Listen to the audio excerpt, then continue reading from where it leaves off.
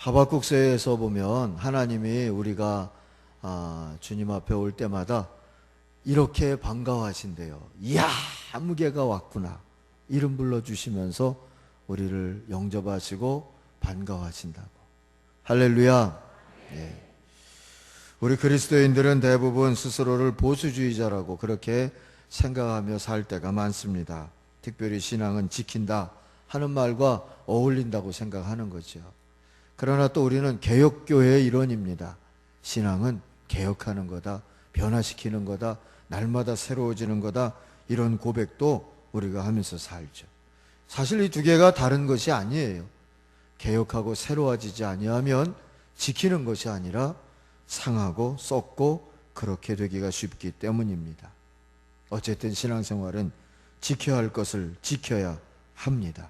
믿음을 지켜야 하고 주님과의 언약을 지켜야 하고 헌신의 서원을, 그 다짐을 지켜야 합니다. 오늘 말씀에도 나옵니다. 하나됨을 지켜라. 그것도 힘써 지켜라 하십니다. 대충 지켜서는 안 될 일이라는 뜻이기도 하고요. 이것이 얼마나 귀한 일인지 강조해 주시는 말씀이기도 합니다. 왜 하나됨을 힘써 지켜야 할까요? 첫 번째 교훈입니다. 하나됨은 하나님의 은혜이고 하나님의 선물이기 때문입니다. 오늘 3절 말씀 보시면 성령의 하나 되게 하신 것을 그랬어요. 너희들이 서로 의논하고 회의하고 같이 오래 살아 정들어서 하나가 된 것을, 이렇게 말씀하시지 않고요. 성부, 성자, 성령 하나님께서 우리를 위해서 예정하시고 십자가에 피 흘려 순종하시고 열심히 깨우쳐셔서 우리들에게 그 믿음을 주시면서 알게 하신 은혜, 성령님의 하나 되게 하심, 삼위일체 하나님이 하나 되게 하셨다. 이 선물이에요. 은혜라는 겁니다. 이걸 기억하라고 가르쳐 주세요. 우리가 교회로 살고 있는 모습만 생각해 봐도 이건 은혜가 아닐 수 없습니다. 여러분, 우리 다 다르잖아요. 예수 그리스도가 아니면, 성령의 하나 되게 하시는 역사와 사역이 아니면 우리가 태어나서 죽을 때까지 만날 이유가 사실 별로 없는 사람들이 많아요. 그렇지 않습니까? 생활 형편도 다 다르죠. 출신 성분도 다 다르죠. 학벌 지원도 다 다르죠. 기질과 성격도 다 다르죠. 대통령 선거하면 뽑는 후보도 다 다르죠. 우리가 같이 있을 이유가, 그럴 수 있는 형편이 사실은 별로 없어요. 오직 성령님의 역사고 은혜인 줄 믿습니다. 한 몸이 되었다고 고백하잖아요. 그것이 교회 아닙니까? 주님의 은혜예요. 사도행전 10장에서 보면 유대인이었던 베드로와 그 유대인을 정복한 정복군대 로마의 군대 백부장인 고넬료가 한 자리에 한 시간에 앉아서 함께 예배하고 한 하나님을 찬송하고 한 주님의 말씀을 듣고 함께 주님을 나의 주라고 고백하는 자리가 있습니다. 어떻게 가능하겠습니까? 성령으로 하나 되게 하시는 은혜를 받았기 때문입니다. 사도행전이 소개하고 있는 참 좋은 교회, 엄격한 의미에서의 첫 번째 세계적인 교회, 선교하는 교회, 안디옥 교회가 나오죠. 그 안에 유대인도 있고 이방인도 있고 아프리카 사람도 있고 아시아 사람도 있고 유럽 사람도 있고 흑인도 있고 백인도 있고 왕궁에서 살은 사람도 있고 노예로 산 사람도 있고 자기 땅에서 태어나서 계속 산 사람도 있고 남의 나라 가서 교민으로 살다가 만나게 된 사람도 있고 온갖 종류와 형편의 사람들이 있지만 성령님은 그들을 하나가 되게 하셔서 교회라 이르게 하시고 그들 속에 주신 그 교회가 얼마나 큰 은혜인지 전하게 하시려고 성령으로 축복하시고 깨우쳐 주셔서 그들의 목회자로 선교사를 삼아서 세계 선교에 이르게 하시는 그 장면을 사도행전에서 보지 않습니까? 성령님이 교회를 교회되게 하시고 하나 되게 하시는 줄 믿습니다. 지금도 선교지에 가서 그곳에 있는 교회와 성도들과 함께 예배할 때마다 그 감동을 느낄 수가 있어요. 러시아를 가든 쿠바를 가든 중국을 가든 요즘 열심히 가고 있는 베트남이나 라오스를 가든 거기 있는 교회 교인들과 함께 예배할 때마다 그 감동이 꼭 따라요. 그래서 그 감격으로 눈물 짓기도 하고 하나님께 영광 돌리기도 하고 우리가 형제구나. 성령의 감동 안에서 깨달아 보니까 민족이든 국민이든 아니면 인종이든 빈부 귀천이든 남녀노소든 지식이 많고 적든 또 언어와 문자의 경계까지 다 문제가 되지 아니하고 예수 그리스도 안에서 오직 한 형제라고 고백할 수 있는 복이 그 자리에 있더라고요. 성령님의 은혜인 줄 믿습니다. 우리가 오늘 이 자리에 앉은 거 성령님이 우리를 위해서 주신 은혜예요. 옆 사람에게 한번 그 은혜를 선포하십시다. 성령님이 우리를 형제로 만드셨습니다 하고요. 예.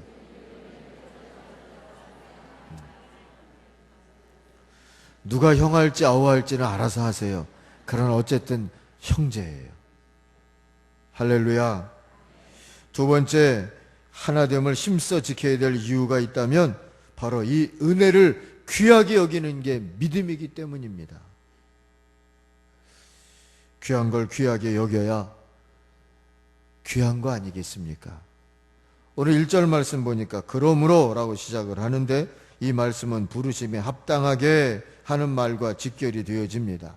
그러므로 하나님이 은혜 주셨으니까 성부, 성자, 성령 삼위일체 하나님이 우리를 하나님의 백성으로 삼으셨으니까 이게 은혜니까 이 은혜 부르심을 받은 사람답게 사십시오. 그 뜻이에요. 그게 하나됨을 힘써 지키는 겁니다. 그게 바로 은혜에 대한 책임입니다. 책임질 것을 책임져야 뭐답다 그러잖아요. 사람의 책임을 져야 사람답다 그러지 않습니까?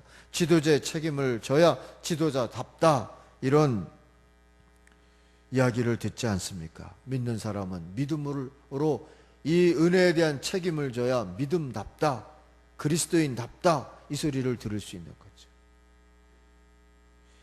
얼마 전에 윤아무개라고 하는 고위공직자가 나쁜 술버릇, 손버릇 그 남의 나라 가서 해가지고 부끄러운 이슈가 되지 않았습니까? 혹시 평소에 나쁜 버릇이 있었어도 중요한 공직 수행 중에는 참았어야죠. 지 동네 와서 해야지. 왜 그런 중요한 나란 일을 하러 간 자리에서 그럽니까? 우리가 그럴 때 공직에 대한 부름에 대한 책임을 망각한 사람이라고 추태라고 사람답지 못하다고 그렇게 비난하는 거 아니겠습니까? 교회는 예수 그리스도를 머리로 한 주님의 몸이라고 하는 메시지를 갖고 있고 그 메시지를 선포할 수 있는 은혜를 가진 사람들입니다. 예수 안에서 사랑하면서 우리 예수 그리스도의 증인으로 살고 천국 백성으로 살 수 있는 그 증인으로 부름받은 은혜도 받았습니다. 그런 성도들이 그런 그리스도인들이 작고 큰 문제로 서로 편갈라서 싸우고 비난하고 뭐 그러면서 살면 세상 사람들이 그러지 않겠어요? 너나 잘하세요. 그러는 거죠. 성도 여러분, 왜 하나됨을 힘써 지켜야 합니까? 이게 큰 은혜니까.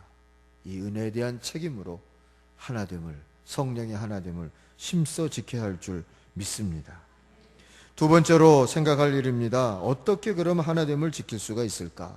오늘 2절, 3절 말씀을 한번 다시 읽어보면 거기 답을 찾을 수 있습니다. 2절, 3절 한 목소리로 읽읍시다. 모든 겸손과 온유로 하고 오래 참음으로 사랑 가운데서 서로 용납하고 평안에 매는 줄로 성령이 하나 되게 하신 것을 힘써 지켜라. 성령이 하나 되게 하신 것을 힘써 지켜라. 그러기 위해서 모든 겸손과 온유로 하고 오래 참음으로 사랑 가운데서 서로 용납하고 평안에 매는 줄로 하나 되라고 깨우쳐 주십니다. 2절 3절 안에서 가장 중요하고 핵심적인 단어는 뭐겠습니까? 성령이 하나 되게 하신 것을 심써 지키기 위해서 가장 핵심적인 단어, 가장 중요한 단어는 뭘까요? 사랑이에요. 사랑입니다. 나머지는 다 사랑을 꾸며주는 말들이에요. 사랑을 설명하는 말들이고, 그리고 사랑의 열매들이다, 이렇게 말할 수가 있는 것입니다. 어제도 결혼식이 있었어요. 요즘 결혼식이 주말마다 있습니다. 결혼식에서 메시지를 전할 때마다 부부가 연합할 수 있는 것, 그게 결혼인데 그것은 오직 사랑이다 강조하곤 합니다. 이 연합이라는 단어는 강력 접착제로 붙였다, 이 뜻이에요. 사람과 사람이 어떻게 떼어놓을 수 없게 한 몸이 되고 부부가 되고 한 가정을 이루어 살 수 있겠습니까? 사랑. 조건이 아니에요. 사랑이에요. 지식이 아니에요. 사랑이에요. 특별히 사랑의 수고예요. 사랑을 주는 겁니다. 그러면 연합할 수가 있는 거죠. 성혼, 선언하는 것으로 결혼식은 끝납니다. 그러나 결혼 생활은 계속 사랑을 줌으로써만 이어갈 수가 있고 지킬 수가 있습니다. 사랑의 수고를 포기하면 결혼 생활은 끝날 수밖에 없는 거죠. 교회가 연합하고 성령이 하나 되게 하심을 지키는 것도 사랑의 수고뿐입니다.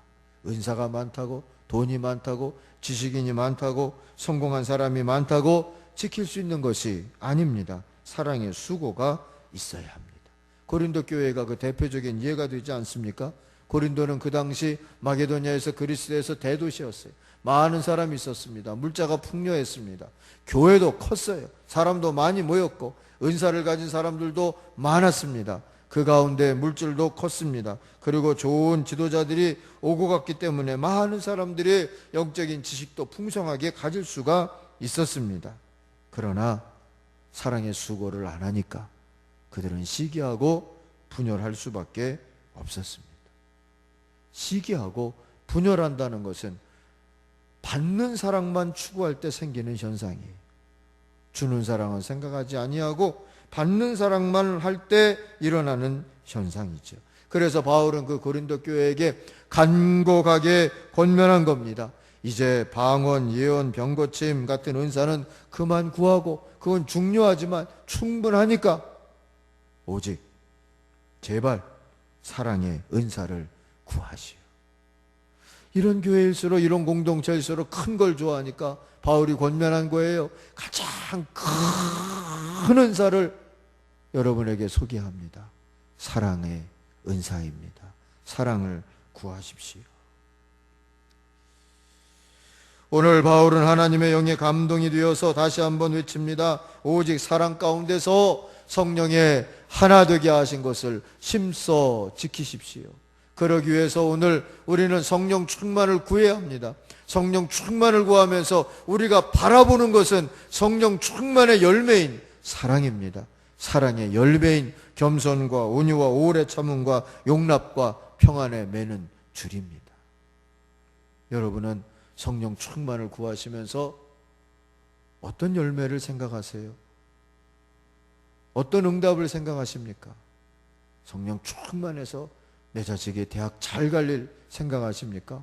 성령 충만해서 한번 쭉 훑어보면 좋은 로또 번호를 맞힐 수 있는 그런 능력을 구하십니까?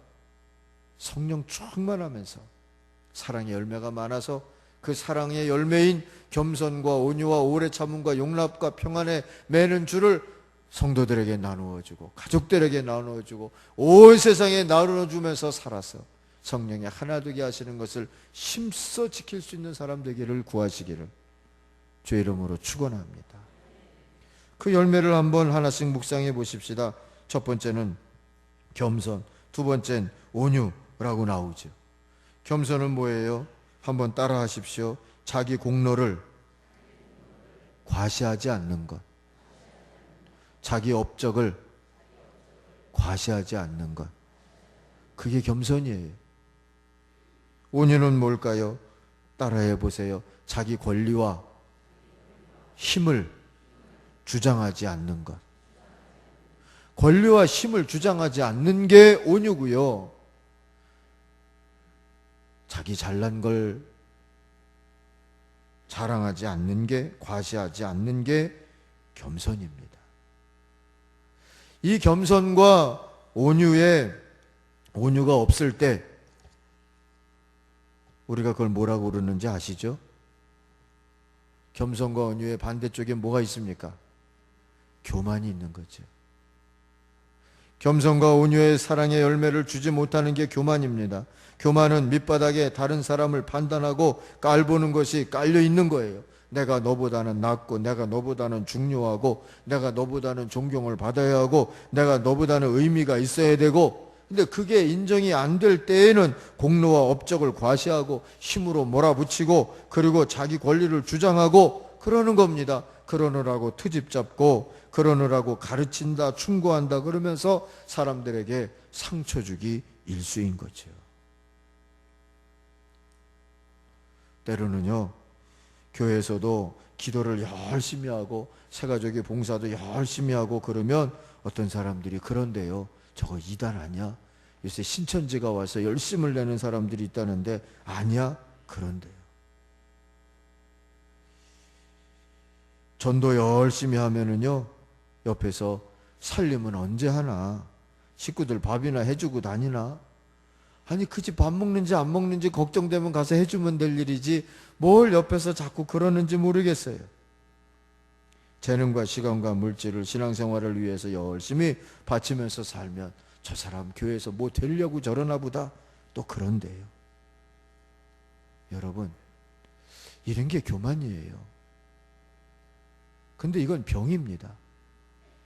그냥 마음으로 고쳐먹어서 될 일이 아니라 치료받아야 돼요. 하나님의 신유의 은사를 받아야 되는 게 그게 바로 교만이에요. 이 교만한 판단과 교만한 말 때문에 낙심하거나 주눅들거나 여러분 그러지 말기를 바랍니다. 그럴 때마다 아, 저 사람 아픈 거구나. 교만이라는 병이 들렸구나. 교만이라는 병에 다른 병명을 제가 하나 지었어요. 선천성 잡복 조절 불능증. 이해되죠? 선천성 잡복 조절 불능증. 뭐 이런 건 써놓을 필요는 없어요. 강아지를 키울 때 보면은요, 강아지가 막 놀 때 때로는 발로 막 핥히기도 하고 입으로 물기도 해요. 그죠? 그러나 조절해요. 상처를 안 남긴다고요. 주인의 손과 발을 피신할 때까지 물어뜯으면 그거는 어디 치료받으러 보내든지 아니면 뭐 어떻게 하라고 주든지 뭐 이러든지 해야 되지 않겠습니까? 그런데 강아지들도 보니까 조절해요. 물면서도 피 안 나게 상처 안 남기더라고요. 강아지도 되는데 교만은 안 돼요. 선천성 잡복 조절 불능증이기 때문에 이게 자기 조절이 안 돼요. 다른 사람이 상처받건 말건 밀어붙이죠. 교만으로. 아픈 거니까 불쌍히 여기시고 기도해 줘야지 상처받지 마세요. 나는 겸손하고 온유해야 되겠다. 이렇게 다짐하고 배우시기를 바랍니다. 또 다른 성령의 충만의 열매, 사랑의 열매가 오래 참음이에요. 오래 참음이라는 말의 의미는요, 원어를 보니까 약 올리는 사람, 조롱하는 사람 앞에서도 오래 견딘다. 그 뜻이에요. 막 조롱하고 약 올리는데도 못해 먹겠다 이러지 않고 그 자리를 견뎌내는 것, 그게 오래 참음이래요. 십자가 길을 걸어가셨던 예수님이 그렇게 하셨어요. 선교 현장에서 바울이 그렇게 살았어요. 저는 장자의 달생편에 나오는 목계라는 얘기를 좋아합니다. 오래 참음이라고 하는 것에 이만한 교훈이 없는 것 같아요. 기성자라고 하는 사람이 있었어요. 이 싸움닭을 조련하는 조련사로 유명했는데, 유명하다 보니까 임금이, 왕이 내 싸움닭을 좀 조련해달라. 옛날 중국에서 말이죠. 맡겼어요. 열흘 만에 이 왕이 불러서 훈련이 잘 돼가느냐, 훈련이 끝났느냐 물었어요. 기성자가 대답을 합니다. 아직 멀었습니다. 닭이 한참 허장성세를 부리는 중입니다. 지잘난 멋에 아직도 살고 있다, 그 얘기입니다. 열흘 후에 왕이 다시 물었어요. 대충 훈련이 끝나가느냐? 기성자가 대답을 합니다. 멀었습니다. 다른 닭을 보거나 울음소리를 듣기만 해도 덮치려고 야단입니다. 열흘이 또 지났어요. 물으니까 기성자가 또 대답합니다. 아직도 덜 되었습니다. 다른 닭을 노려보기만 하지만 지지 않으려는 태도가 역력합니다. 그리고 다시 또 열흘이 지났습니다. 기성자가 이번에 됐느냐 물으니까 예, 대충 되었습니다. 대답을 했어요. 왕이 궁금해서 물었습니다. 도대체 닭이 어떻게 변했다는 말이냐? 예, 상대방 닭이 아무리 소리 지르고 덤벼들어도 조금도 동요하지 않습니다. 멀리서 바라보면 마치 목깨처럼 보입니다. 목깨, 나무 목자, 닭깨자를 써서 나무로 깎아놓은 닭처럼 그렇게 보인다, 그 얘기지요. 다른 닭들이 노려보다가 반응이 없으니까 그냥 가버립니다. 이게 오래 참음입니다. 바다에 나가면 험한 파도가 덮쳐오는 것처럼요, 우리가 하나님의 말씀대로 살겠다 할 때, 열심히 하나님의 뜻대로 섬기고 봉사하면서 살겠다 일할 때, 그때 많은 음해, 비난, 공격, 억울하게 하는 말, 갈등 일으키는 말 같은 파도들이 칠 수밖에 없어요. 그게 안 치면 바다가 아니죠. 교회도 세상이기 때문에 열심히 일하고 노력하고 헌신하고 할 때 이런 파도들이 쳐올 때가 있어요. 못해 먹겠다 그러지 마시고 파도는 넘어가기도 하시고 이 목깨처럼 초인하기도 하신 그런 오래 참는 분들이 되시기를 바랍니다. 한 번은 예수님 앞에 사람들이 가늠하다 잡힌 여인을 끌고 오지 않았습니까? 아시죠? 와서 선생님, 율법대로 이 여인을 돌로 쳐 죽여야 하지 않겠습니까? 그렇게 율법을 잘 알면 지들이 쳐서 죽일 일이지 왜 예수님께 끌고 왔겠습니까? 괴롭히려고. 그때 예수님이 어떻게 하셨어요?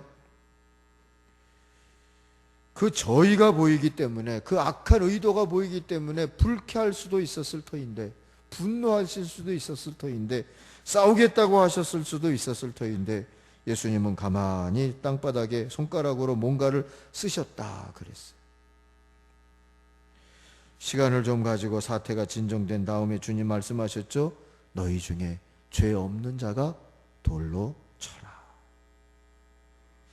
손가락에 가만히 땅에 글을 쓰고 계시는 우리 주님의 모습은 장자가 말했던 목깨와 같지 않습니까? 이런 주님의 모습을 부러워할 수 있기를 바랍니다. 그리고 용납이라고 나오죠? 용납은 다른 성경에 보니까 관용이나 포용 이렇게 번역도 되어 있어요. 일리를 인정해주고 상대할 만하다 하고 받아주는 겁니다. 한경진 목사님이 회의할 때마다 뭔가 마음에 안 드는 소리를 들으시면 그건 아닙니다. 절대 안 됩니다. 뭐 이런 얘기 안 하셨다 그래요. 그것도 일리는 있습니다. 그러셨대요. 그것도 일리는 있습니다. 그럼 목사님 썩 마음에는 안 드나 보다. 그리고 사람들이 알아들었다는 거죠. 프랑스 사람들은요, 종류만 해도 300가지가 넘는 치즈를 먹을 정도로 개성이 아주 강하고 그런 민족이래요. 그런데도 민주화된 하나된 공동체를 이루어서 살 수 있게 된 것은 그들이 똘레랑스라고 하는 관용의 정신, 용납의 정신, 그걸 가지고 있기 때문이라고 그러지 않습니까? 초대교회가 서로 관용하고 용납하며 하나가 되어짐을 지켜갈 때, 유대인들이 아무리 흔들어도, 로마 사람들이 아무리 폭력적으로 핍박을 해도 그들의 하나됨을 깨뜨릴 수가 없었어요. 용납, 관용, 그게 힘입니다. 그리고 마지막으로 평안에 매는 줄이라고 나오죠. 앞에 것들은 다 내면적이고 또 내면적인 덕목이고 내면적인 열매고, 그렇다면은요, 이 평안에 매는 줄은 외형적이고 제도적인 사랑의 열매입니다. 다른 말로 하면 이 평안에 매는 줄은 곧 성도의 교제예요. 초대교회는 교회가 곧 성도의 교제였어요. 모든 교회는 가정교회였고 소그룹으로 모이는 교회였어요. 모이기를 힘썼고 사랑했고 서로 위하여 기도했고 내 것 없이 서로 유무상통했다. 성경이 증언하고 있지 않습니까? 성도의 교제, 소그룹으로 모이고 교회가 모여 예배하고, 이건 믿음의 선택사항이 아니라 믿음 그 자체라고 하는 걸 우리가 잊지 말아야 합니다. 성령 충만의 열매라는 뜻입니다. 오늘 주보를 보면 성령 강림주일이라고 나오고요, 그 밑에 WCC 총회주일이라고도 나옵니다. WCC 들어보셨어요? 세계교회협의회라는 그런 단체입니다. 쉽게 말하면 세계적인 교회들의 유엔이라고 할 수 있어요. 월드컵이나 올림픽은 뭐 4년에 한 번 열리지만 이 WCC 세계총회는 한 8년에서 10년 사이에 한 번씩 열립니다. 근데 이번에 우리나라 부산에서 10월 말에 열리게 되었어요. 이거 굉장히 영광스러운 일입니다. 우리가 태어나서 죽을 때까지 한번 경험할까 말까한 그러한 믿는 이들의 잔치이고, 그 잔치를 통하여서 세계적으로 신학, 신앙, 선교, 방향들이 다시 한번 정립되어지고 그런 때예요. 우리 장로교를 비롯해서 감리교, 성공회, 루터교, 순복음교회, 그리고 뭐 정교회, 그리스 정교회 같은 교회들이 회원교회로 우리 한국에서는 참여하고 있어요. 근데 아직 회원교회가 아닌 교회들도 있는데 요즘 자꾸 이게 비난하는 소리들을 여러분 들으실 수도 있었을 거예요. 뭐 WCC는 용공이다 뭐 이러기도 합니다. 공산권 국가에서 있는 교회들도 오기 때문에 그래요. 근데 여러분, 공산 치하가 되었을 때 공산권 치하에서도 교회가 그 명맥을 유지하도록 힘을 주고 도와주었던 단체는 WCC밖에 없어요. 지켜낸 거지 공산주의를 이롭게 한 것이 아니에요. 뭐 종교 간의 대화를 하니까 다원주의다 이렇게 비난하는 사람들도 있습니다. 다원주의가 뭡니까? 우리만 구원이 있는 게 아니라 니들도 구원 있고 니들도 구원 있고 우리 서로 잘해보자 이런 걸로 이해하는 거예요. 그렇지 않아요. 단지 대화는 합니다. 우리는 못 느끼지만 기독교가 아주 소수인 그런 지역들이 있어요. 신두교 국가나 이슬람 국가나 이런 데는 기독교가 아주 소수예요. 이 소수인 기독교가 핍박받지 않고 박해받지 않고 테러받지 않고 살아남으려면 우리 서로 평화롭게 지내자. 대화해야 돼요. 그 일을 위하여서 도움을 주고 길을 열어주고 하는 일들을 WCC가 열심히 노력할 뿐이지 니들도 구원이 있어 우리도 구원이 있어 이러고 다 서로 섞어서 하나가 되자 이런 것이 아니에요. WCC 헌장을 보게 되어지면 성부, 성자, 성령 삼위일체 하나님을 고백하는 교회만이 회원교회가 될 수 있다고 못 박아져 있어요. 알지 못하면서 남이 하는 일이니까 비난하고 또 불평하고 또 남의 잔치에 재뿌리고 그러려고 하는 일들이 생겨 있어요. 여러분, 우리 이걸 유치하는데 우리 교단이 굉장히 큰 역할을 했어요. 그걸 위해서 지금도 회원교단이 아닌 교단들도 다 끌어안고 아무쪼록 이 땅에서 이 분단된 정치적으로 분단된 나라에서 사는 것만도 힘들어 죽겠는데 교회들이 이런저런 일로 서로 또 그 질시하고 뭐 이러면서 사는 것이 얼마나 힘겹습니까? 다 같이 모이는 잔치로 한번 만들어보자 하려고 그래 이렇게 하자면 이렇게 해줄게 저렇게 하면 저렇게 해줄게 하면서 지금 열고 인내하고 기다리며 그러고 있어요. 기회가 될 때마다 기도해 주세요. WCC 총회가 부산 총회가 우리 한국 교회와 기독교를 하나가 되게 하고 성령으로 하나 되게 하신 것을 지킬 수 있는 계기가 되도록 하나님 역사해 주십시오. 이런 협의체 같은 것, 연합운동 같은 것이 왜 필요합니까? 소그룹으로 모이고 같이 연합해서 모이고 하는 것이 왜 필요해요? 그게 평안에 매는 줄이기 때문이에요. 성령이 하나 되게 하심을 지키는 그런 사랑의 열매이기 때문입니다. 결론을 맺습니다. 신앙생활은 힘쓰는 겁니다. 시간이 지나간다고 대충 되어지는 것이 아니에요. 우리가 예수를 믿습니다 고백할 때 거룩한 신분은 가졌지만 거룩한 삶은 힘쓰고 노력하지 않으면, 성령 충만함을 힘입어서 손끝에서 머릿속까지 다 순종하는 모습으로 변화되어지지 않으면, 훈련되지 않으면 거룩한 삶을 살기는 어려워요. 성령 충만을 힘써 구하십시다. 그래서 우리 가운데 겸손도, 온유도, 오래 참음도, 용납도, 평안으로 하나가 되어지는 줄도 충만한 열매가, 풍성한 열매가 되어서 많이 나누고, 그리고 성령님께서 하나가 되게 하신 이 은혜를 잘 지키며 살아갈 수 있는 교회와 성도들의 가정과 우리 교회들이 되도록 힘써 기도하고 그런 복을 누리며 사시기를 주의 이름으로 축원합니다. 기도하겠습니다. 아버지 하나님, 감사합니다. 오늘도 하나님께서 우리를 큰 은혜 가운데 예수 그리스도를 머리로 한 한 몸 되게 하여 주신 거 감사합니다. 한 몸으로 예배드리는 하나님의 자녀들, 성령으로 하나 되게 하신 것 힘써 지키며 살게 하여 주옵소서. 이 하나됨의 복이 모든 가정과 모든 공동체와 교회들 속에 충만히 있게 하여 주옵소서. 예수님의 이름으로 기도하옵나이다. 아멘.